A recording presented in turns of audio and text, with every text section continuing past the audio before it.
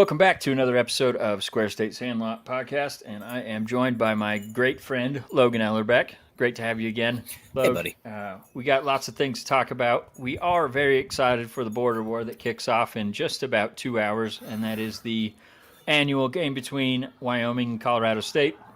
They are playing for the Bronze Boot. And That's going to be Cowboys just ramming it down the Rams' fucking throat all game. That's what that's going to be. I was hoping that was your projection there. I know Wyoming is favored. I think they're 8.5-point favorites at this point in the line.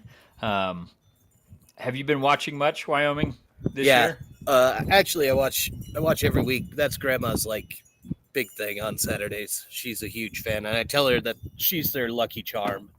So Yes. yeah, I've been watching, and Bulls has a phenomenal program. Placed out D, hammer the rock, win games.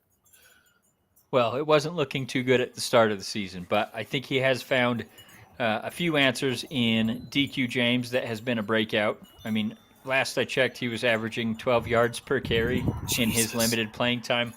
And then they had McNeely at the start of the season. He had that hand injury. So, I mean, it was tough sledding at the beginning of the year. They weren't playing great defense. And, I mean, some of that's a symptom of they have a really young team this year.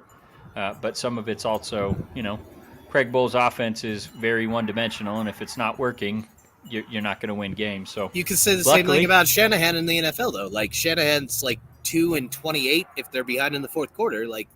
You're a product of your own creation. If it's working, it's good fundamental football. Yeah, I mean, burns a lot of clock, keeps the other team off the field. So as long as you can play defense and get some first downs, it works. But we're not always going to have a Josh Allen fall into our lap. That's just reality.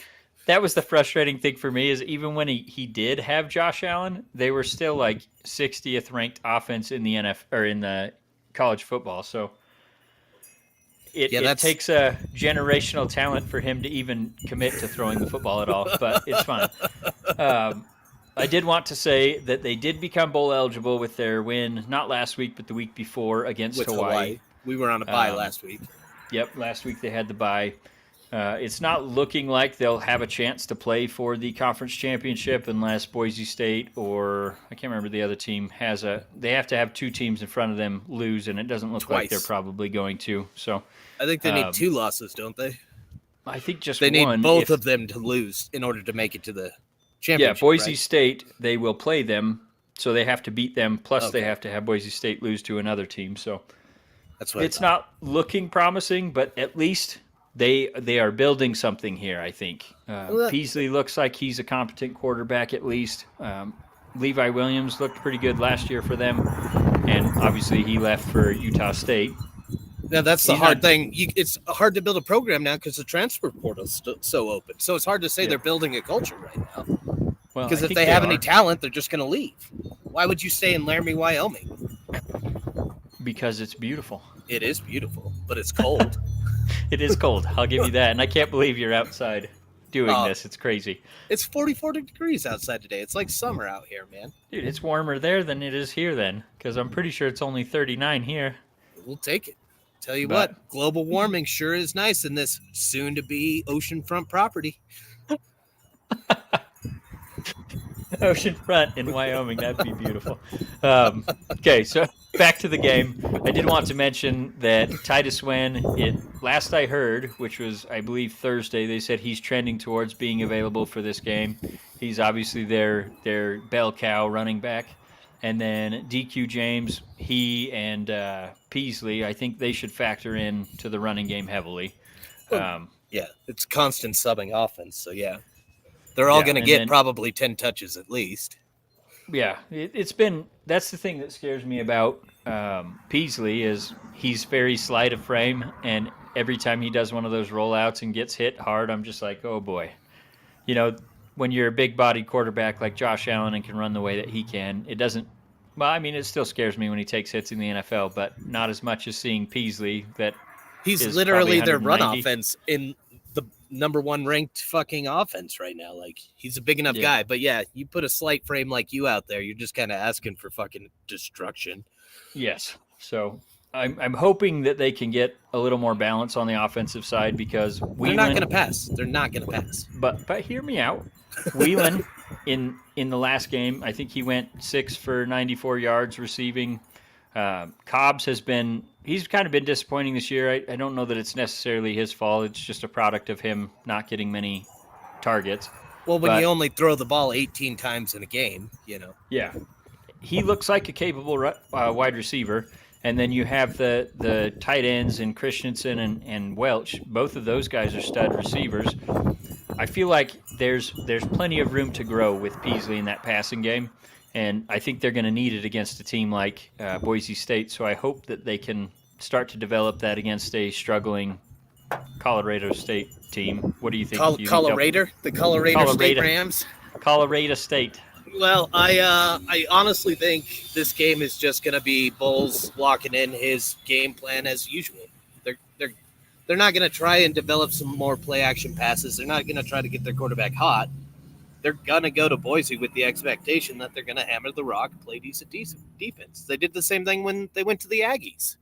Yeah. They didn't change their game plan for the Aggies at all, and they lost for it. I mean, the Aggies have not been anywhere near what they were last year, especially. They were ranked 19th when we played them. I think they've tried 3 different quarterbacks, and all 3 of those quarterbacks played in the Wyoming game and didn't do anything. So, I think the defense has definitely been building. They've got Easton Gibbs. He's the next Chad Muma, the next Logan Wilson. He's looking like a really good linebacker from the state of Wyoming.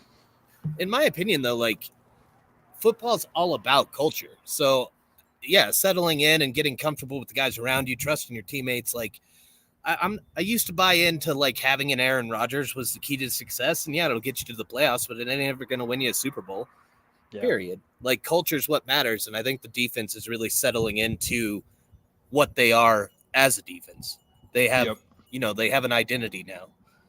Yeah. So front, I mean, they've built this team essentially how you want to, and that's up front in the trenches on both sides of the football. And like I said, both sides of the football is young, but that group on the offensive line and that group on the defensive line have really started to gel together. Are they returning all 9? All 9? I think all 11 starters or 10 of the 11, because Muma left in the draft, but I think 10 of the 11 on the defense all returned, and I think they still have years of eligibility left on all of them. Wow. So we could see a little bit of a Wyoming run then. Well, and you have Keelan Cox that transferred from Alabama. He is going to miss the rest of the season. I can't remember if he had a knee or a hip injury, but he's coming back next year, and he's going to be a tank on that defensive line as well. So, yeah, like I said, I think things are trending well. I know at the beginning of the year we were pretty sour with some of the games and how they lost them, but I will give Bull some credit. I mean, he kept banging his head up against the wall, and it finally broke through. And sometimes that's all it takes. But he's been that way since he got here, though. What was it? 2000 and was it 10 years ago? This is his 6th year, 9th year. I don't know, something like that. He's been with us for a fucking while, though. But he's always been that way. He just kind of bangs his head against the wall, and we occasionally fall into a winning season. We go to a bowl, and the sad thing about college football, though, who gives a shit about them going to the fucking Potato Bowl? Yeah. Who cares about that game? Well, I have heard that the projected bowl, and obviously this is still way too early to be talking about this because, we still have, I think, 3 weeks left of football. But the latest projection I saw was them going to, I believe it was the Las Vegas Bowl against BYU. So that would be a rematch of the game earlier this season. We got our asses kicked by BYU, though. Yes, but they were also playing a lot better at the beginning of the season, and we were not. So I think it would be a pretty good matchup. And if it's in the Las Vegas Bowl, that would be playing in Allegiant Stadium and not very far from me. So I really hope it turns out that way. You'd be down there with a bunch of other Wyoming fans being able to, chant FU BYU. Well, I think it would be pretty close to a 50-50 split because Provo's pretty close to Vegas. I think it's it's probably a 5-hour drive. But Wyoming also travels really well, their fans. So, well, just for the like especially the Vegas Bowl. Yeah. I know Leif's gone to the last 2 times that we've been to the Vegas Bowl. Yeah, I'm looking forward to it if that does end up shaking out that way. So, well, like you said, still 3 weeks of football left, and Wyoming has 2 games that they could definitely fuck it up on. Because even though they're projected 9 point favorites, essentially, it's still a rivalry game. Yep, and that's exactly where to put my notes. It is a rivalry game, so I don't expect a blowout, but I still think Wyoming will cover. I think I have them winning by 10. I don't know. I obviously could see it being closer, but I think they're a better team than Colorado State on paper. So absolutely, but you make a couple mistakes early. It's really hard to run your way when you're running from behind. Yep. So very hard to come back from behind when you're run first offense. So Shanahan's proof of that. Yep. Speaking of Shanahan, he picked up a major weapon since we talked last. Yeah, what did you think about that trade? Love it. Absolutely love it. I've said for a while, you don't pay quarterback money to a fucking running back. That was the stupidest contract I've ever seen them pick up. I don't care how good CMC is. Look at what Foreman's done the last 3 weeks. Yep. He's broken 100 yards the last 3 weeks. If you have a good offensive line, I could fucking run for 100 yards behind. You're going to have someone pushing you from behind too? Well, yeah, probably. Fullback, maybe? I'll need that oxygen fucking strapped on immediately after. But, there was no reason to pay CMC the way they did. There just wasn't. He's a generational talent, sure, but he's 26. His career's over in 2 years max. Yeah. Great way to relieve the cap space. We got an entire draft. We got a whole nother team's draft of picks coming in. Yeah, what did you get? Move. 2 seconds, 2/3, and a fourth or something like that? 2 seconds, 2/3, and a fourth. Yeah. And then I think a conditional fifth based on performance. So I like this trade for both teams because at this point in his career and this point in the contract, I think he has no more guaranteed money left after this season. So you would think San Francisco is probably going to restructure that contract so it gives him more guaranteed money up front, but maybe lessens the blow on the salary cap. So, or they'll go cash over cap and just fucking pay him $1 billion like every team's doing nowadays. I don't think they're going to give him a raise. He doesn't deserve it. He's played fucking. You saw how they used him, right, in that game? Yeah, I watched him be the first fucking running back to have a passing, catching, and a fucking rushing touchdown in one game. 2 weeks after leaving Carolina. I saw it. And I think it was wasn't it since Marshall Faulk? Yeah, Marshall Faulk was the last one in 2003, I think. Yeah, so I think he's a generational talent, like you said. And the only thing I think he has on his side is he can play slot wide receiver if he wants to. So where you've been saying that for years now, and I know. He's not going to make the move. It's not his plan, but if the alternative is being out of the league or moving to slot wide receiver because it's less wear and tear on your body, I guarantee he's going to try to extend his career rather than if he's smart, taking the blows at every single play. Being back in the Bay Area has to feel so fucking good for him, though. I'm happy for him. It was a great move all around. I talk shit, but he was a fun talent to watch on Carolina's roster. He really was. Yeah. And the only problem is obviously his injury history, but exactly when he's taken 60% of your touches, that's going to lead to some injuries, and he's not going to have that in San Francisco, unless Shanahan falls in love with him touching the ball and starts to go crazy with it. But I'm sure Shanahan's already in love with CMC touching his balls. I'm sure he's loving it. I gotta say, the one thing I really didn't like around CMC on Carolina was, again, culture's what wins you games. Cam Newton was a good quarterback, but he wasn't a generational talent. The reason Carolina was so successful under his tutelage was he created a culture. They were fucking dabbing after every play. He was handing out footballs after every touchdown. There was excitement when he stepped on the field. That culture is what wins. And when you try to build it around a fucking 5'9" white guy from fucking Colorado, you just don't have that energy you need. Yeah. I mean, he definitely is a reserve player, so he is. He's not going to be the you couldn't rah-rah build your guy. culture around Kuechly. You could. I mean, our Oh, defensive culture was built around Kuechly, but it was about being prepared, more prepared I was than going to any other ask team you could about be. him I hope he because comes back for Carolina's coaching staff. I pray. there was a meme I saw on Facebook today, and it said, "I'm sure you saw the whole Jeff Saturday crap in Oh God, Indianapolis." yeah.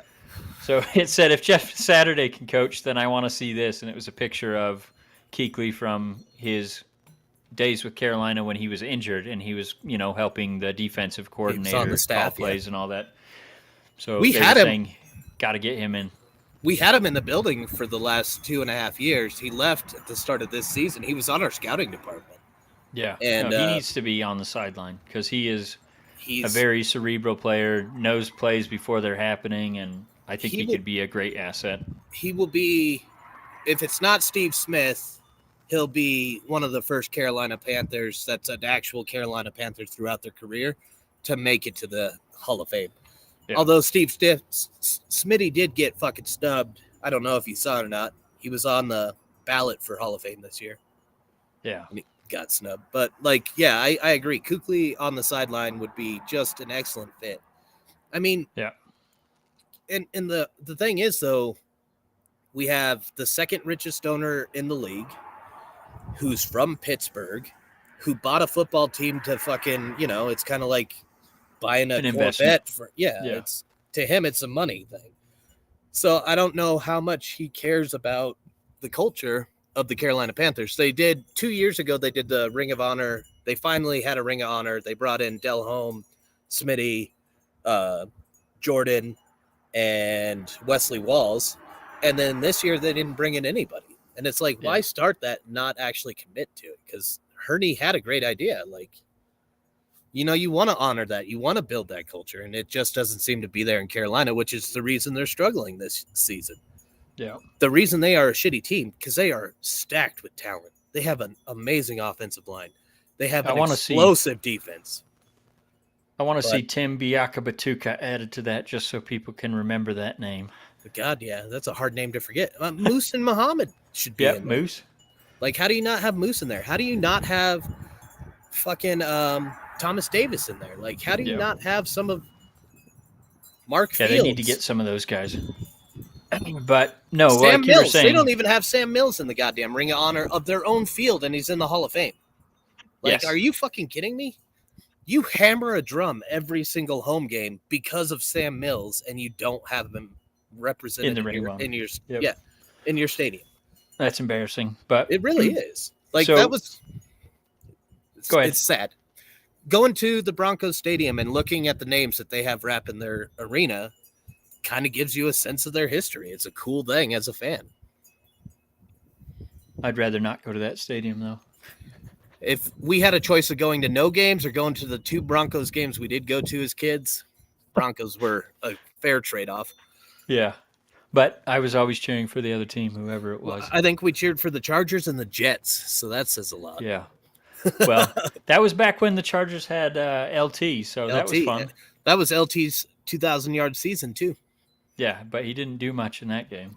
Well, yeah, that's because we were there. Back to your Panthers. A lot has happened. Obviously, we talked about the Christian McCaffrey trade. They also traded Robbie Anderson. They also fired their head coach. Say that correctly. They got rid of a cancer in Robbie Anderson. Yeah. His little bitch temper tantrum. Like, oh, my God. Screaming at the wide receiver coach. And then sitting next to the water coolers like a 3-year-old. It's like your kid walking out front and sitting on the front stoop and fucking pouting. I was so happy to see him gone. Yeah, I feel like they should have done that at the beginning of the season when he complained I guess not the beginning, but when he started complaining about, No, he was complaining about when they made a move for Baker. So that was training camp. Yeah. So I feel like they should have made that move at that point. It should have been obvious that he's the answer, because wide receiver is, God, what a cancerous position. And if you're fucking Megatron, you can be that way. But if you're Robbie Anderson and you catch he caught 54 passes last year or something like that. He didn't do shit. He had no reason to be that arrogant. See ya. And then, they got rid of Rule. They got rid of their OC. They got rid of a lot of their fucking lower staff as well. Yep. How do you feel about Steve Wilkes? I feel like he's I like Carolina does a weekly check-in where they sit in on a meeting, and he's a coach that is I like him. I feel like he would be a good stay. Like, I hope he's not just interim, but we know from history odds of him actually holding the job are pretty low.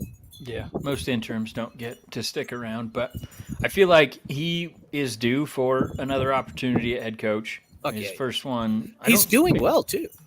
Yeah, no, he's one of those guys that the guys rally behind because they respect him, and he's not going to be the screaming type. He's one of the more reserved coaches, but I feel like he's Rivera always was been the same way. Yeah, he was on Rivera's staff, right? Yes, he was. Yeah, I believe he was DB coach back then, though. He wasn't a coordinator. Yeah, so I would love to see him get this opportunity and take it. Especially, I mean, let's talk about the Thursday night game just from 2 days ago. So, as you know, because you were giving me updates, I go out to dinner every Thursday with my uncle. And it's just exciting to be able to, like, while I was at dinner, I don't pull out my phone when I'm with others because I think it's rude. But, like, I knew if I were to pull out my phone, Carolina was going to be leading that game. And I felt that way last week when we played the Bengals. Like, they feel like they're in a position. I mean, the Bengals game was debauchery. Like, what a shit show that was. 35 points in the first fucking half. But yeah, I feel like with the coaching staff, they're getting a culture going behind it. They're a team that can perform now. The Thursday night game was exciting though. Like, Foreman hitting his third 100-yard game in a row. Yep. Just shows, okay, this kid's actually got something. And he runs like he's angry at the grass, to quote Ted Lasso. He's a hell of a runner. I thought it was an exciting game. I didn't like that they gave up a touchdown at the end to fucking bring it within 10 because I feel like that didn't give them the credit they deserved. The scoreboard didn't reflect just how well they actually played. I went back and watched the game, and like, when you know the outcome, it's a little different, but I like watching the recaps, and yeah, they looked good. Yeah. Well, but DJ Moore still had a couple good catches, even though they were basically doubling him the whole game and daring them to throw it to anyone else. That Laviska Chanel, their backup running back, yeah. That 43-yard scamper he had was that was a hell of a play. He should have been down 13 yards into that run, and he turned it into a touchdown. Yeah.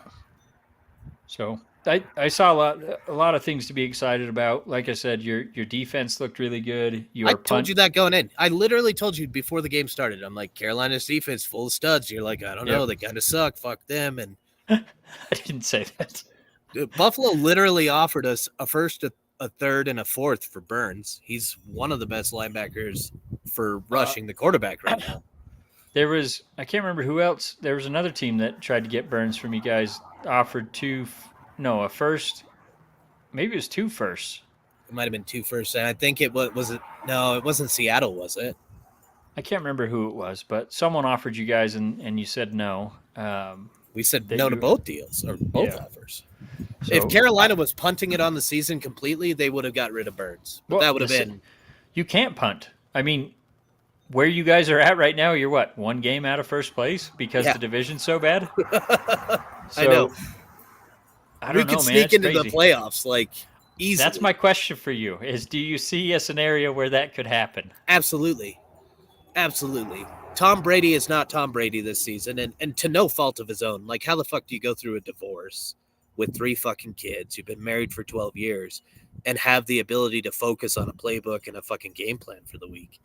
Yeah. Like, Tom Brady's Tom Brady, but unfortunately, life circumstances are making it so he's playing like a human this year. So the Bucs aren't as, intimidating as they could have been. New Orleans is not the team that everybody thought they were going to be this season. Yep.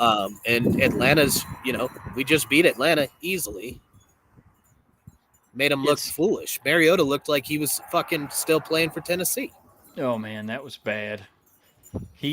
And the thing is, I don't think he's got much of a leash just because they have Ritter behind him that, they're going to want to see what they have in him. And it's no fault to Mariota because he's actually played pretty well this He season. has. I told you he Obviously, would last time I was on. I said I thought he would play well. But yeah, not having a leash on him does not help.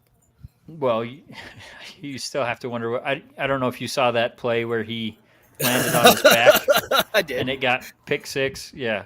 To his credit, though, from his ass, he threw that ball fucking 40 yards. Yeah. I don't know what he was thinking. Like, he lucked out so much that went, or that he touched down before that released, because, yeah, that would have been a pick six right there. I think he was concerned about the fumble. I think that's why he hucked it like that. If you watch the play back, I think he was concerned about hitting the ground with the ball. Just crazy. But it was an interesting play. But honestly, like, when you look at that play in particular, if they didn't have him like, you're not allowed to run. You're a passer first. When you take that away from a quarterback that knows how to win with his legs or with his arm, you're going to get an average season. Yeah, but, I mean, to defend them in some regard, when he ran with the Raiders, literally 50% of the plays he ran on, he would get hurt. So it's tough to say, like, just go ahead and see what happens, because you've seen his hamstrings have just blown out on him after one run, and yeah, it's crazy. But Tim Tebow can make a conference playoff game with letting him play how he knows how to play. Yeah, like that's what I find so unfortunate. Like, yeah, you want to protect these guys, but these guys know what they're getting into. They were just as likely to hurt themselves in college. Yep. Let them go out and play how they know how to play to win. Can you game plan for it? Fuck no. But you couldn't game plan for Michael Vick running at fucking 72 yards on a random play on you either. No. Like, I think Mariota has not ever actually had an opportunity to be a successful quarterback in the NFL, and that's unfortunate. Yeah. Well, I mean, you've seen what he's done so far this season. Like I said, it's not been, lighting the world on fire or anything, but he's kept them competitive in every single game. So winning games. Carolina should have beat the Falcons twice. Like, that game, PJ Walker having the longest pass of the season. Did you see that play to DJ Moore? Absolutely beautiful. I don't know how they let DJ get behind him, but oh my god, because nobody thought they were gonna throw it 70 fucking yards. Yeah, dude, that got me so excited for Walker though. Like, he's got arm talent for days. He does, but he's not accurate. He should have had at least 2 interceptions against Atlanta. Yeah, like, he's not playing to manage the game at all. But like, the kid is young, so that's a plus. It's tough. It's tough to throw the ball in when it's raining the way it was in that game. And then you had, the wind and everything else. So they very easily could have been picked, but at the same time, like, if it's not raining, they probably would have been picked, but he probably wouldn't have thrown it like that if it was not. So in theory, he threw it into double coverage in 5 yards deep in the end zone on a fucking post route. Like, that's not the smartest way to play with the ball, I'm talking about the one where it went through the linebacker's hands. Oh, I got you. Yeah. He's not gonna throw it low like that because it slipped out of his hands. Yeah. I agree, and he's got legs too. The kid, I have a lot of excitement for him. I genuinely am excited for where Carolina's at right now. It's crazy because they picked him up out of the the AAF? Was that what he was playing in? Wasn't it the? I thought it was that league that shut down. The spring league, right? Wasn't it AAF? I think that. I can't remember what the fuck it was called, but yeah, we're talking about the same thing. Like that. It wasn't the fucking short man, fans call the plays league. No, not fan-controlled football. It was, I think it was the AAF, but anyway. Yeah, they picked him up off the scrap heap, essentially, and he looks like he may be an answer at quarterback going forward, which... Fuck, dude. How did Baker... All it took was them replacing their starting quarterback, firing their coach, and then replacing their backup quarterback that they promoted to starter before they have one. But, you get there how you get there, but what a shit show that was. Like, how did Baker fuck that up, dude? I feel so bad for that guy. Yeah, I don't know. He legitimately was good with the Browns. I was so excited for him. Well, and I think some of it's probably, new playbook, new coach, all that fun stuff. It's tough to he's in 6 games solve that. But he's such a good fucking locker room guy. Like, I don't know if you saw or not, but after the game, he literally headbutted PJ Walker with no helmet on. Like, the guy loves football. Everyone was saying he's so miserable there. He's just trying to get on the concussion list. Oh, fuck that shit. He was genuinely excited.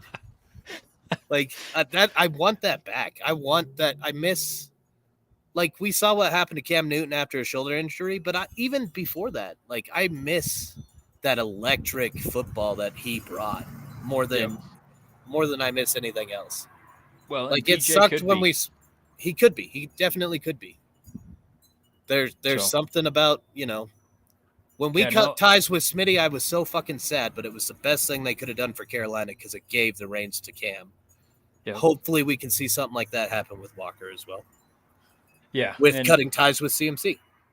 When they let go of Rule, I mean, it looked like the season was over at that point. I think everyone was kind of ready to turn the page on Carolina. And these last, even after CMC, everyone was like, oh, it's going to be a fire sale. They're getting rid of everyone so they can start building for the draft. Yeah.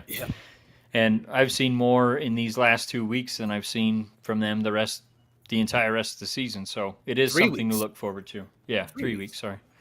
But I think getting rid of Rule was a good choice. I don't know what happened, but I think it's just another thing where college coach culture, you have control over those guys' lives. Yep. So some coaches can't make that adjustment. Yeah. I don't think he ever had the respect of that locker room, though, because there's no culture at Carolina.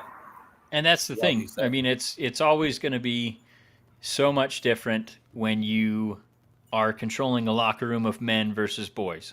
Oh, yeah. And, yeah, I mean, essentially to those kids, and not so much now with the transfer portal stuff, but the college coaches essentially control when they're getting on the field and everything. Every aspect of their lives is controlled. They're told when they're working out. They're told what classes they're taking. Like, everything in college is different. Yep. So I'm sure he'll be a successful college coach again. But where do you think he lands if you were to take a stab at it? What college do you think picks him up? I guess it depends, because I've heard he's going to take a year off. So if obviously he doesn't get back in it right now, that changes things. But I wouldn't be surprised to see him at like Nebraska. Oh God, that's gross.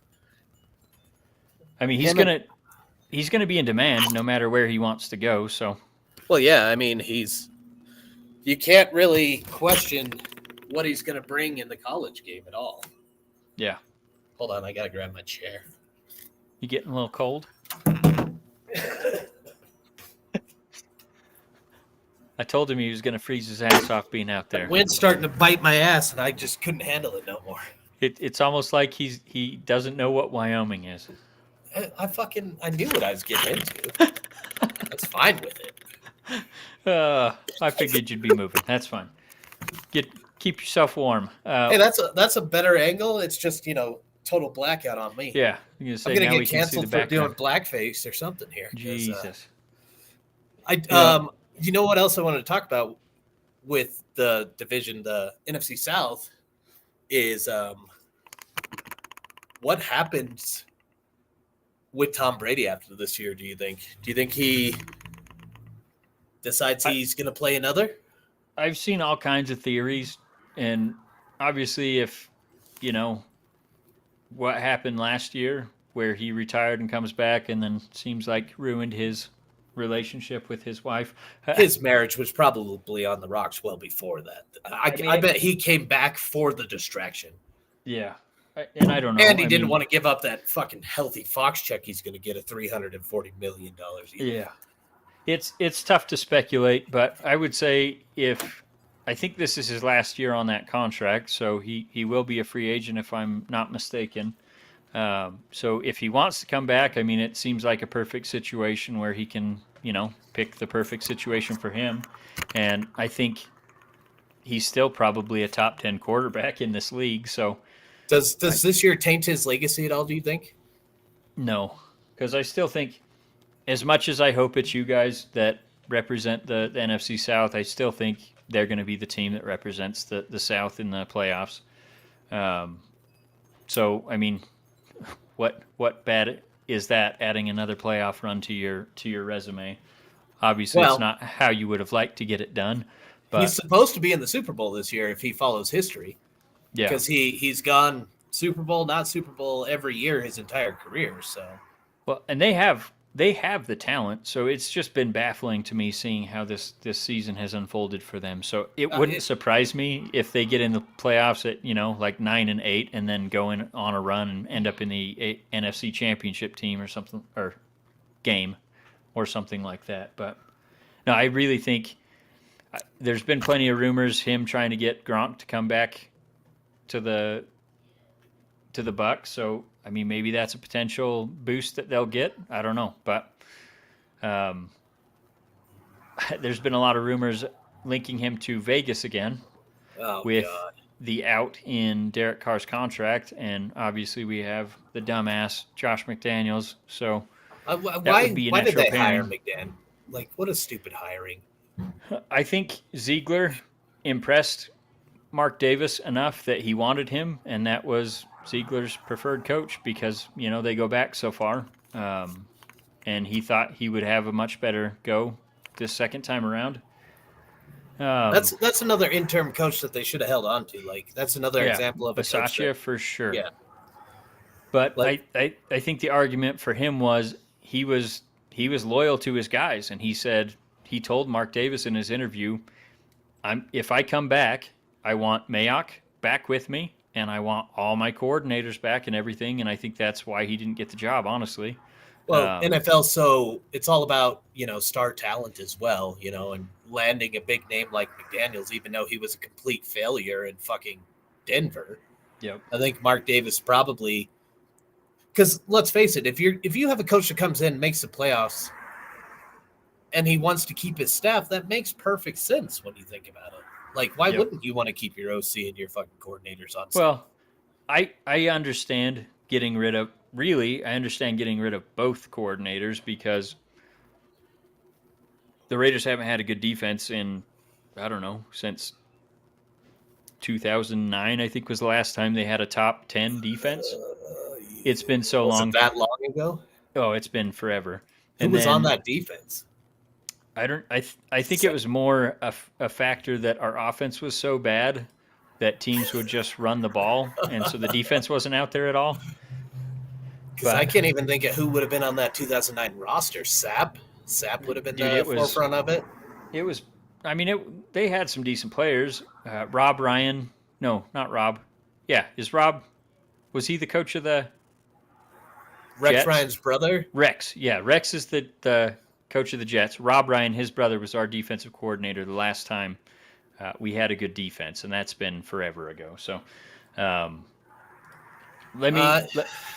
you go ahead and keep talking about my Raiders. I'm going to pull up a quick stat here and tell you exactly why Bisaccia didn't get the job. Just got to find the tweet here. One second. Again, though, like, to run away from cultures, let's face it, did Cincinnati have a Super Bowl caliber fucking roster last year? No. How did they make the Super Bowl then? Because Joe fucking Moxie, Joseph Burrow, like, he came out with some fucking grit. He's fucking throwing on, fur jackets and gold chains, and he's creating culture. Well, and the funny thing is, everyone was, saying, here's the example of you can get to the playoffs and go to the Super Bowl without having an offensive line. It's like, no, you still want to protect your quarterback, okay? Yeah, you still want an indoor practice facility for your guys to practice in. Like, those things still matter. But again, go ahead. I want to hear this stat. Okay, so this is the reason why I think Bisaccia didn't get the job, and that is first-round picks under John Gruden / Mike Mayock. Colton Miller, he is our left tackle of the future. And then you have Cleveland Farrell, fifth-year option declined, barely plays. Jonathan Abram just got cut. Josh Jacobs, fifth-year option declined. Obviously, he's been a stud this season and stayed healthy. Then you had Henry Ruggs, which I don't fault Mayock for. I mean, obviously, you don't foresee him killing a young lady and going to prison. No, that's hard to predict. But Damon Arnett had character issues. He's now cut and out of the league. And then you have Alex Leatherwood, who also got cut earlier this season. So out of the 1, 2, 3, 4, 5, 6, 7 first round picks, 2 are still on the team. Only one of them is good. And that's why I think, even though John Gruden was making those picks, I think Mike Mayock was the fall guy for Gruden in that GM role, and I think that's why Bisaccia didn't get the job, because if he came back, that meant he wanted Mike Mayock to be the GM with him. So, well, you got to respect a guy that's loyal like that. Oh, for sure. And every single player. Well, I don't want to say every single player. I'm sure. How much of their later round talent is still on the roster, though? Because they drafted Renfroe. Yep, they drafted Renfroe. Waller. They drafted Nate Hobbs in the 5th round. He's Waller. a stud at cornerback. Well, they got him off the Ravens practice squad. Oh, I thought they drafted him. No. He's not a homegrown talent?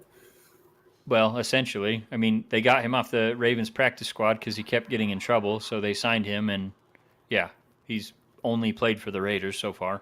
I mean, it's easy to look at the negatives on a fucking GM, but a lot of your roster is fucking, You got Max Crosby, GM. 4th round, so. Yeah.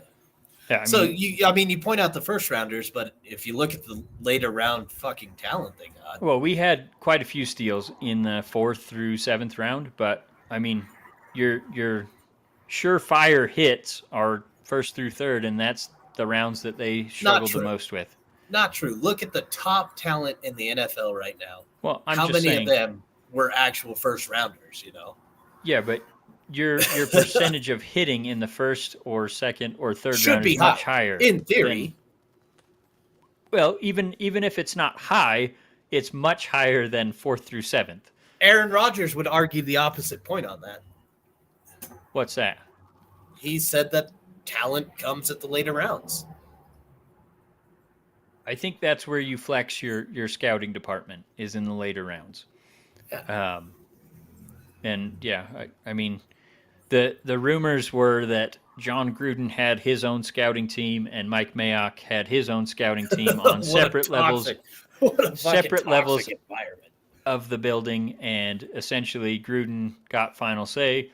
So even if, Mayock was saying, no, don't draft that guy, it was still Gruden's call. So, well, Chucky Jr., Mark Davis, I think, made a very piss poor decision in cutting ties with. It definitely looks that way. And, like I said, almost to a man, the guys all liked Bisaccia and all were pounding the table for him to come back. So how much of a contract did you give McDaniels? 4 years for him and Ziegler. So it's very unlikely. I mean, I guess if we end the season with the 2 wins we have now, there's a good chance McDaniels gets fired, but I think they'll probably still win, 4 to 6 games, somewhere in that range with what's left on the schedule. Well, you had mentioned in your notes, it doesn't really seem like they're waving the white flag on the season. Does it feel like they're punting on the season to you as a fan? It definitely seems that the narrative has shifted. I thought they were going to be fucking fire this year, man. Oh, God, yeah, me too. I thought the offense was going to be so good it could keep us in every single game, and then the defense was going to be good enough that we can win. I thought they were going to do a callback to 2001, 100% is what it felt like. Yeah, I mean, getting Devontae Adams, and then, the return of Renfroe, Waller, Jacobs, and then, You guys have a stud in the backfield. What's his name? Jacobs, right? Yeah, Jacobs. And then we added some pieces. I mean, what we all said at the beginning of the season was the Achilles heel is going to be the offensive line because they didn't address it. And sure enough, that's come to essentially derail the offense. And then the defense has been, you added Chandler Jones for $16 million a year, and he has half a sack through 9 games. So meanwhile, hasn't worked well. It hasn't worked at all. Yeah. Who's the Denver Broncos linebacker that's playing for Buffalo right now? What's his name? Von Miller. Von Miller goes to Buffalo and gets a sack every game. Like, that's what you want when you're paying that kind of money. Essentially, if he's not getting a sack, he's getting a key run stop in the backfield or something like that. I mean, it's almost crazy how well he does on those third downs or the short to go situations. Even though he's not a big guy, he's just crafty. He knows exactly what he's doing and he makes He's plays. well So studied. He studies film, and it shows. it's But crazy. yeah, if you're gonna pay a guy $16 million and he's gonna get you half a sack, like that's a bust of a fucking pickup Yeah, right there. I mean, it seems like you could almost even luck into half a sack just by pushing an offensive lineman backwards into the quarterback. So, I don't know about that. well, Quarterbacks are so well protected nowadays, you know. some of the offensive linemen he's gone up against are He's not getting doubled every play, is what you're saying. no. Huh? Max Crosby's taking double teams every single play and still getting to the quarterback way more than he is. So, like, what a stud he is. Yeah, he's been a steal. And I guess my point on them kind of flipping the switch on this season, injuries up until the Jacksonville Jaguars game, they were still talking about this is coming from the GM, this is coming from the coach, this is coming from all the players.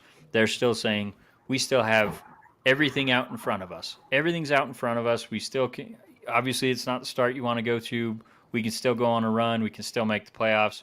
Well, after they lost to the Jaguars, the GM essentially said, we'd like to say that, there's still a lot of the season left, but can't really say that at this point. We're almost halfway through, and record's not where we want it to be. Honestly, can you guys even still make the playoffs? Because there's 9 games left in the season, right? Yeah. Or no? I mean, obviously, if you win out, you end up with 11 wins, and that's probably going to get you a playoff spot. But I don't think we're going to beat the Chiefs the way that we're playing. No. We still have them left on the schedule. Still got the Chargers left on the schedule. Broncos one more time. Honestly, I'd be surprised if you can beat the Let's Ride fucking Broncos, I did 4 hours of warm-ups on an airplane to fucking London, and they're probably going to lose to that team. I sure hope not. I mean, that's essentially our Super Bowl at this point, so I really hope the guys stand up for that game and win. I mean, we beat them pretty handily in the first matchup, so.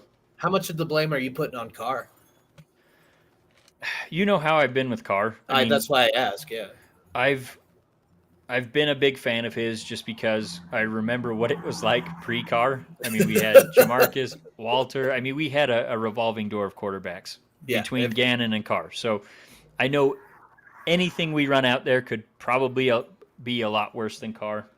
However, I think at this point, it's probably time to move on. I mean, we have an out in his contract after this season where we can either trade him, cut him. It's got to be by any cap hit either. It's a free cut, isn't it? I think it's like $5 million or something. It's That's super a free small. cut nowadays. Yeah. So I don't see them cutting him. What I do see happening is probably offering him up as trade bait, and he has the power where essentially he said, "I don't want to play anywhere else." So I mean, at the end of the day, he could retire if he doesn't want to be traded. But I do think it is time. Like, on their roster. That's the thing. They have Jarrett Stidham on the roster, which is essentially a backup. I have no thoughts at all that he's going to be the long-term replacement at quarterback. But I also think that he could have taken us to a 2-6 start. So I don't think we're, that's not a high bar to jump over. No, but when you're eating up, $35 million of the salary cap, that limits what we can do to fill out the rest of the roster. So $240 million salary cap next year, though. That's my point is, could we do better with Carr on the team? Absolutely. Could we do worse with him with him off the roster? Sure. But 2-6 is 2-6. I mean, 2-6 with him, 2-6 without him, not a big difference to me. Plus, if you take that $30 million that we'll save by getting rid of him next year, and you put that into the defense, maybe we don't have a 27th ranked defense. And fair point. It's looking like we're probably going to have a top 5 draft pick. So maybe you get the quarterback of the future there. Who's coming up in the draft that you'd even be interested in this year? Well, if anything, Bryce Young is probably going to go 1 overall. He's the skinny quarterback from Alabama that I would not touch with a 5-foot pole because I think he's going to be very injury prone. Haven't seen any Alabama quarterbacks have much success in the NFL. Mac Jones had success last year, arguably. Well, yeah, but look he what looks he's like doing dog this year. shit this year. Yeah. Well, it's tough to fault him there too because I mean he essentially went from one of the best offensive coordinators in the league to a defensive coordinator and a special teams coordinator calling plays for him. So tough to fault him. But no, I don't think I mean he's undersized. He's like 5'9", and then he's like 175 pounds. So one hit from an NFL lineman, he's probably going to be hurt. So you're going to pass on Drew Brees? Is that what you're going to do? Yeah. Well, Raiders already did that once, but yeah, I know that. Literally. So then there's C.J. Stroud from Ohio State. There's that Hooker kid from Tennessee. I don't know if he's going to come out or not. I don't know. I mean, I feel like I said, it's not that I think there's a better solution out there at the quarterback position for the Raiders, but I think the devil you know, buddy. The devil you know. I think the team building aspect, and then hey, maybe you strike gold and you got someone for the next 10 years. That's a big risk because do you really want to go through another Jamarcus Russell first overall pick again? Do you really want that heartbreak over and over, season after season again? I mean, we're getting it anyway with Carr, so may as well get it. I disagree. I think, I don't fault Carr because you know me, I'm a Carr fanboy. I think you're too hard on him. I genuinely think he's a talented quarterback. I think he has the ability to win. I think to bail on him when it's so very obviously the coaching and the defensive shortfalls that are holding you back. The offense doesn't look bad. What was it? Last week he chucked it up to Adams twice for a touchdown. Yeah. Both decent fucking passes. Guess what he did in the second half of that game? 2 interceptions or 3, wasn't it? 5 completions, 36 yards. How many picks did he have? None. So they only had one turnover in the game, but it was that last second play where they were lateraling and fumbled, the team took the Jags recovered it. But no. And what do you think of the Jags? Trevor Lawrence was supposed to be a generational talent. He's been watched since he was fucking 14 years old. I think they're making strides. They found their answer in ETN. I think Lawrence needs to be more careful with the football, and I think he's learning that with Doug Peterson. I think you need at least one more year to evaluate and put some more talent around him. I would give him 4 more years. I think because look at Peyton Manning. Peyton Manning was the worst quarterback his rookie season. Yep. Well, and essentially that rookie year was lost by having Urban You Meyer. had a coach that's literally fucking going out bar hopping instead of flying home with the team. Like, you can't count that as a season. Well, and like I said, Doug Peterson, quarterback whisperer. So he really is. I think he's going to do really well for him. He just needs to learn to protect the football and tuck it away when that throw's not there. So I think one more season under Doug Peterson, you're going to see what he really is at quarterback. And then obviously they made that trade for Calvin Ridley. That's a number 1 receiver right there. So yeah, you gave him a weapon, a big weapon. I guess my counterpoint against Carr is you saw Mac Jones pick up Josh McDaniels' offense in his first season as a rookie quarterback, and Carr has been through 6 offensive coordinators or whatever it is in his 9 years with the Raiders, and it doesn't seem like he can pick up an offense, and that's the point where it's like so hard on that kid, dude. You're so hard on him. No, I'm not. I've been a huge Carr fan. I just think the proof's in the pudding, man. I mean, how many other quarterbacks have picked up a new offense and taken it right away? How many offenses outside of the Patriots has McDaniels successfully instilled his fucking playbook into? Well, none. But if he can, did you see the players that Mac Jones had to play with last year? Yeah. There's no Devontae Adams there. There's no Josh Jacobs there. But how much NFL film? How much NFL film did they have on him? Mac Jones had at least 4 games where he benefited from the fact that they couldn't properly scout it. Okay. So he was properly scouted half the season, and for half the season he wasn't, I don't know. I blame McDaniels. I don't blame Carr, but I'm also a Carr fanboy 100%, so that's on me. Well, and I sure McDaniels has fault in it. I mean, he's proven he's not a great coach. And maybe it's the aspects of running the team day to day that's taking away from him being the offensive coordinator that he should be. But 100%. I don't know. I mean, the problem is you can't, hire another coach and then say, Josh, you're going to be our offensive coordinator, because that's not Good how luck that with that. works. Yeah, good luck with that. I mean, Well, especially when,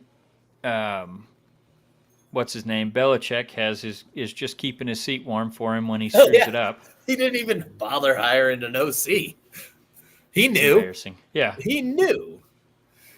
Yep. Well, bud, go enjoy your head coaching stint. We'll see you in a year. Yeah, make the money while you can. We'll have your spot warm for you when you get back. And he'll go back and they'll win another Super Bowl, guaranteed. Yeah, it's crazy, but no, one last topic to touch on before we close out here is Aaron Rodgers, Packers, Pittsburgh Steelers, and what's their young kid's name? It's the first time in NFL history that both those teams are going into home games as underdogs. What's going on with the staples of the league? The Steelers was kind of predictable. I know Kyle was on the hype train. I think I had them at like 9-8. I didn't have them making the playoffs, so they're obviously well behind what I thought they would be. They've also been missing T.J. Watt for the Steelers. Yeah, I thought that Mitch Trubisky was going to, just based off the film he put out there from last year on the Bills, I thought he was going to have a decent start to the season and keep them around 500, and then they would make the move to Pickett towards the end of the season once they, didn't think the playoffs were a good hope for them. His seat was on fire after week 1, which was just sad. But it's just crazy. I mean, the offensive coordinator on that team, Matt Canada, has not put a competitive offense on the field in his 2 seasons. I think he's been calling the offense for them. I mean, Najee Harris has taken a huge step back this season. Last year, he was one of the best running backs in the league, and this year, I think he's got the worst average per carry. So there's a lot of regression on that offensive side of the football. Defense looks just as good as it always has been. You've got, Minkah Fitzpatrick. You got T.J. Watt. You've got, what's the guy in the middle? Cam Hayward. So, I mean, you got talent at every position on that defensive side of the football, but the offense has been so far behind. And honestly, I would be surprised. I know Tomlin is very, very loyal to his guys. He's a player's coach all day.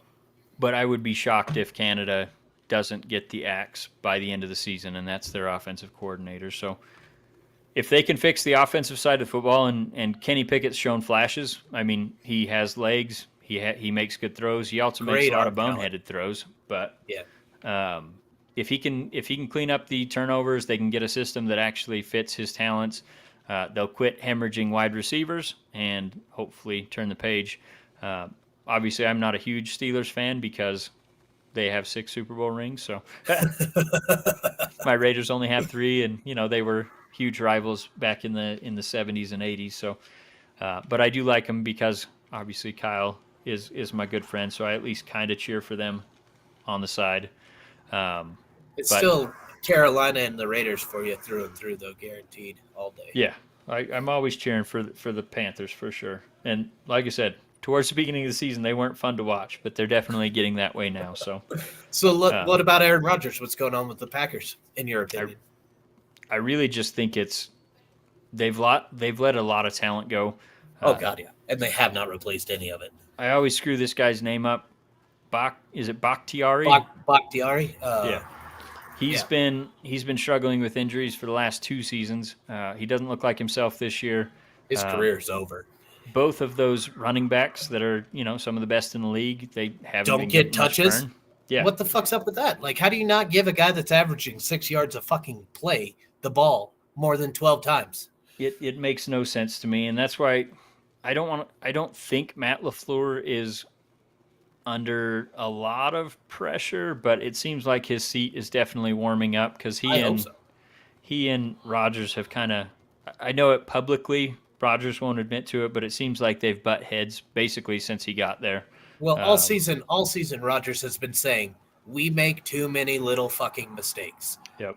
we make too many little fucking mistakes that are costing us games. That's your head coach. That's not critiquing the rookies. That's critiquing he's called the out guys the rookies too, but well, yeah, but at the same time, that's literally saying to your coach, coach these motherfuckers up. Yeah. It's do your job.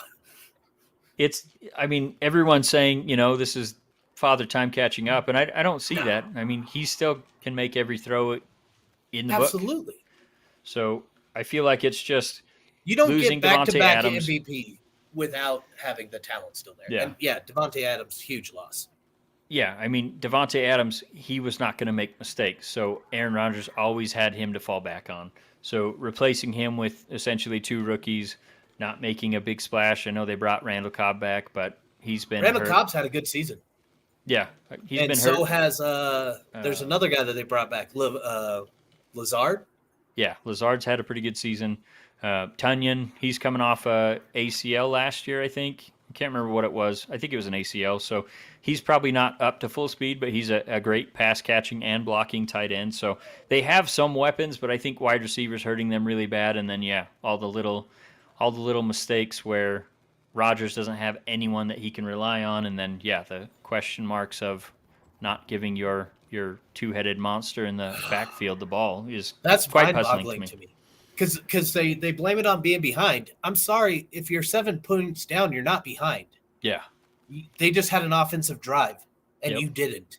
And that's like hammer the fucking rock until you're 14 down. That's exactly what Josh McDaniels does too. I mean, if they get down by 3 points, he's like, okay, now we got to start throwing the football every time. It's like, no Josh sense. Jacobs will get you yards. Take a little time off the clock. Go get the lead back. It's hard not to respect Vrabel, because Vrabel doesn't give a fuck, man. Dude, Vrabel is, I think he's coach of the year this year. I mean, Dabble, obviously he's in the conversation, taking that Giants team. He got the coach. What's the New York Jets coach? What the hell's his name? Oh, coordinator from San Francisco 2 years ago. Shanahan, or not Shanahan? Why am I? You're gonna blank on it. It'll come to you at 3 a.m. Just continue what you were saying, though. But anyway, New York Giants coach is up for it. The Jets coach is up for it. Yeah, and Eagles coach is probably up for it. Yep, Sirianni with the Eagles. You've got quite a few guys that stand out, but to me, the job that Vrabel has done with the quarterback situation that he has, losing A.J. Brown, defense has been pretty banged up. They lost, now I forget his name too. They lost their star linebacker right at the beginning of the season. Lost him for the whole season. So, yeah, Vrabel is, I think as long as Vrabel is coaching the Titans, they're going to have a chance to win because he loves his guys love him, they believe in him, they know he's played in the league, and he's kind of like Bill Belichick in terms of attention to detail. He will hold you accountable for knowing the offensive plays, the defensive plays, situational, and he calls you out in the middle of meetings. So if you don't have the answer, you're not going to be happy at the end of that meeting. So every one of his guys knows football. So that puts you in a good situation to win. That's culture, baby. So Vrabel, he's a stud. And then his commitment to his game plan too is admirable. Well, I mean, he's overcoming Todd Downing at offensive coordinator. I don't know if you remember Todd Downing with the Raiders. So give me years. 2016, that was the year that we went to the playoffs, and Derek Carr broke his leg right before the playoff game against Houston. Okay. Yep. So after that game, Jack Del Rio fired his offensive coordinator, even though they had a top 5, top 10 offense, and hired Todd Downing, which was the tight ends coach at the time. And he took that high-flying offense and turned us into a bottom 20 team in offense. Or, I guess, we were. You got to respect the Raiders' commitment to just shooting himself right in the fucking foot, dude. Yeah. Well, I think this year we're trying to shoot ourselves in the foot, but we would miss. So, it's hard to miss when you're 2-7. Yeah. But anyway, I guess I didn't mention with the Raiders, Waller, Renfro both got put on the IR. Waller, I feel like this is weeks too late. They kept trying to get him out and ready for the games, and he kept tweaking that hamstring. Now he's probably lost for the season, which is kind of why I said maybe they're starting to wave the white flag on top of the messages that are getting put out by the team. And then Renfro also got put on the IR. What happened to Renfro? He has an oblique injury he's been playing through. So he hasn't been super effective. I think it happened on that same play he got concussed in the Atlanta game. He kind of got tweaked, and it looked like his top half went one way and his bottom half went the other, and it kind of looked like that might have been the play where he tweaked his oblique. Magicians, when they cut themselves in half, that's just an illusion. Yep. So, yeah, I think if they were in the thick of things, he for sure would just keep playing through it. But where it's like, we're 2-6 at this point, no shot at the playoffs. You're putting a guy that's hurt on IR because your season's over. Well, and you've already extended him, so you don't want him to be hurt for next season too. Well, if he tries to play through it. The old saying, "Are you hurt or are you injured?" Yeah. If their season was competitive, he would still be playing for sure. And then you had Blake Martinez, which we picked up from the Giants. He was on the Giants with Patrick Graham, our defensive coordinator last year. Picked him up now that he's healthy. He played 2 games, and then he was like, "I'm out." He went ahead and surprise retired. No one was expecting it, but that's the second one of the season for you guys, right? Of a surprise retiring. Didn't somebody retire fucking training camp from your team? Oh yeah, Denzel Good. He did. You're right. Denzel Good. It was more him overcoming an injury. He might play again, but he was having a hard time getting over that injury for last year and wasn't performing well. So I think he's probably going to take the year off and then maybe he'll unretire. But yeah, Blake Martinez, he's a new dad, has his own business. So I think when he saw where the season was headed, he was just like, "All right, peace out. I don't need to do this shit." Yeah. Yeah. You don't want to put your body on the line when you don't have to. So, and then they did make a move to sign Sidney Jones, which he was drafted by Seattle, played some really good cornerback there, but has constantly struggled with injuries. So we'll see what we get out of him. I mean, we need probably 2 more cornerbacks right now. So I don't know. Maybe he'll contribute. But like I said, at this point in the season, we're kind of looking at draft picks rather than where we end up. You're at the point where winning games is going to be a little more frustrating than losing them.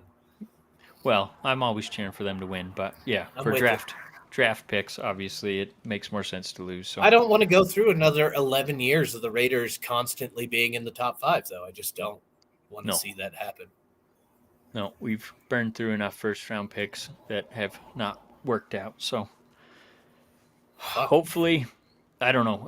I really think if things continue the way that they are, Mark is probably going to have some heads rolling by the end of the season. So I think the first one to go, and I don't really think it's his fault, but Patrick Graham, our defensive coordinator, the defense has been awful. I don't think he has the talent on the roster to actually play against these teams that they're facing, but he's going to be the scapegoat for that because how bad the defense has been.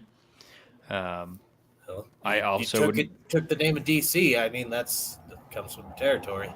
Yeah, so like I said, I don't think it's fair, but I think he's probably going to be a scapegoat if Mark Davis wants someone fired because he's in charge of that 27th ranked defense. So, can you imagine how that firing goes?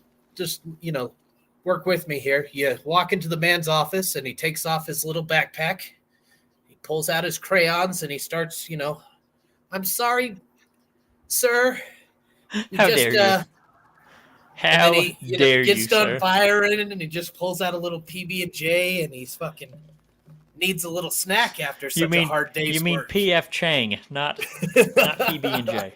It'd be like getting fired by a 4-year-old, You just fucking...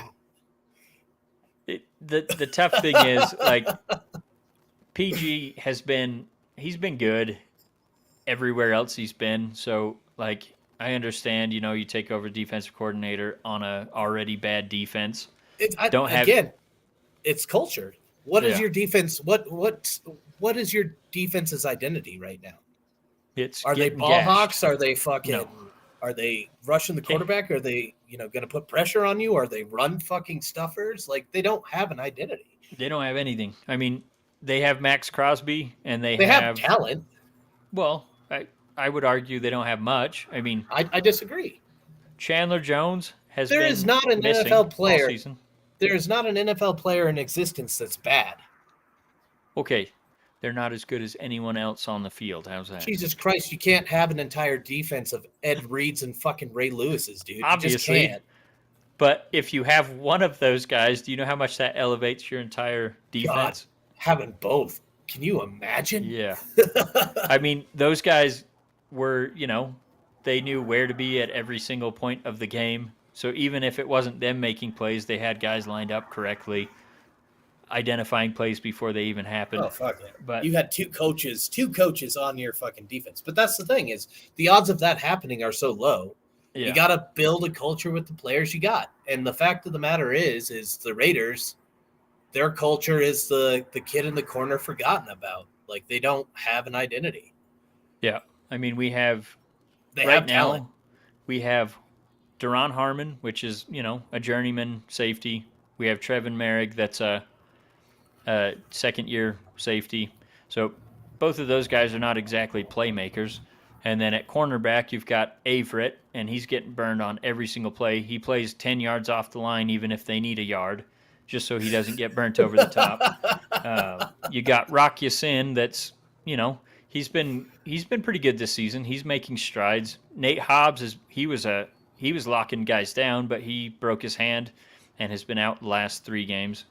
So I don't know. I mean, Denzel Perryman, he was a stud last year in Gus Bradley's defense and looks lost in this one. We just cut Jonathan Abram because he couldn't cover anything. I mean, it's like we have Max Crosby, Chandler Jones. I feel like his best days are behind him, but he should still be making plays. But we got nothing up the middle. So these quarterbacks have all day if Max Crosby isn't the one generating pressure. And if you're sending extra men, that means you have less in coverage. So And it's kind of like yeah. I mean, it's like you're grabbing a sword by the blade instead of the handle. So hey, you might still get a kill. You're just going to lose a couple fingers, Yeah. So I don't know. You're right. I mean, it's been super frustrating this year because, like I said, I thought defense we all thought they were going to be in games because of that offense. Yes, and all I said is defense doesn't have to be good; it just has to be middle of the pack, and it's been towards the bottom. So, hey, they're not towards the bottom; they're 27th. That's like 5 spots away from the bottom, Bill. Exactly. All right. Was there anything else you wanted to talk about? I just wanted to say quickly about my Warriors. They have a 2-game winning streak after that horrible 2 wins. Did you just say winning streak with 2 wins? 2 games. Oh my god! You win multiple, it's called a winning streak. You take 2 steps, is that fucking running a marathon? Like, Jesus Christ, calling that a streak. You might as well fucking... They won a game, they're on a win streak. If you saw the previous 5 games, you'd call it a win streak too. I tell you, I probably wouldn't because it's basketball, and basketball sucks. Yeah. It's taken historic performances from Steph Curry just to win those 2 games, but, Okay. You could celebrate it a little bit if they've had a rough go. I'll give you that. But you can't call it a fucking streak, Bill. Okay, we'll save it for 3 in a row then. Yeah, at 3, call it a streak. That's a streak. Okay, fair enough. But anything else you wanted to bring up while we were... No, I'm really glad I got to bust your balls real hard right at the end there, though. I'm pretty happy about that. It's fine. So you do Warriors it off the won air 2. too. And who won the pennant as a guy that doesn't follow baseball? The Astros, which... Boo. Yeah. I could have asked you that off air, but we don't need... Yeah, I'm good. But I will say I am happy for Dusty Baker, but he is... Well, Dusty Baker and Trey Mancini, those are the only 2 I'm excited for, and the rest of them... Is Dusty Baker the one that gets to bang that blonde model with the huge tits? That's Justin Verlander. Oh, that's Verlander that's got her? Okay. But no, Dusty Baker's the coach. He's been managing for 25 years, and this is the first time he won the World Series, even though he's been close several times. So happy for him. Happy for him. Yep. All All right, buddy. buddy. We'll catch you next time. I'm happy you came on, and hopefully all of our listeners got to get a little peek into the comedy that is Loag. Truly appreciate the opportunity to come on again, Bill. I have a good time with this. I truly do. This is a nice little way to spend an hour. And to your listeners, adios. See you next time. Thanks, guys. Catch you next time.